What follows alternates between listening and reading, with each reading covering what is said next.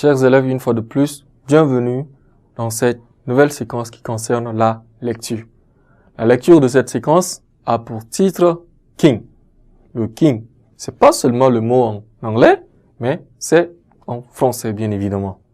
Alors, c'est un texte que nous allons, d'un moment à l'autre, lire pour savoir qu'est-ce que le King ou bien de quoi est-ce que le texte voudrait nous parler.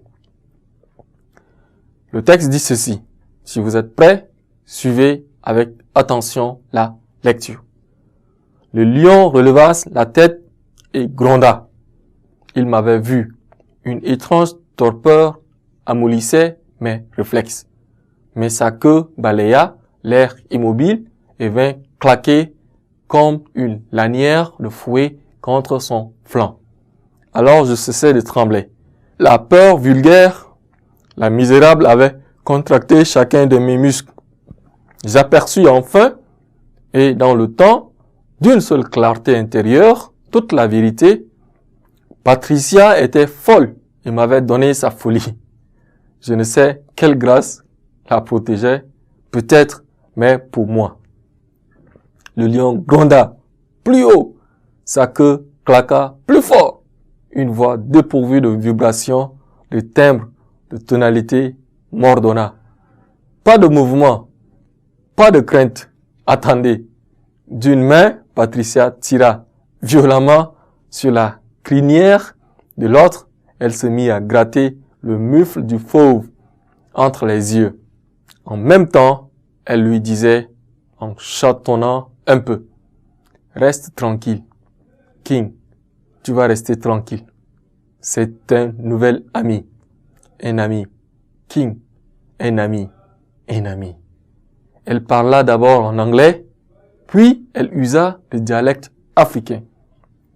Mais le mot « king » revenait sans cesse. La queue menaçante le tomba lentement sur le sol. Le grondement mourut peu à peu. Le mufle s'aplatit de nouveau contre l'herbe et de nouveau. La crinière, un instant dressée, le recouvrit à moitié. « Faites un pas », me dit la voix insonore. J'obéis, le lion demeurait immobile. Mais ses yeux, maintenant, ne me quittaient plus. Encore, dit la voix sans résonance. J'avançais, de commandement en commandement, de pas en pas. Je voyais la distance diminuer d'une façon terrifiante entre le lion et ma propre chair dont il me semblait sentir le poids, le goût, le sang. Mais est-ce que cela pouvait durer? Je venais de faire un pas de plus. À présent, si je tendais le bras, je touchais le lion. Il gronda plus cette fois-ci. Mais sa gueule s'ouvrit comme un piège étincelant et il se dressa à demi.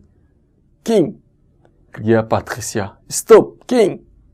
Il me semblait entendre une voix inconnue. Tellement celle-ci était chargée de volonté, imprégnée d'assurance, certaine de son pouvoir. Dans le même instant, Patricia asséna de toutes ses forces un coup sur le front de la bête fauve. Le lion tourna la tête vers la petite fille, battit des paupières et s'allongea tranquillement. Ainsi, chers élèves, nous voilà arrivés à la fin de notre séquence ou bien de la lecture de notre texte qui est intitulé King. Ne quittez pas, restez ensemble pour une nouvelle séquence.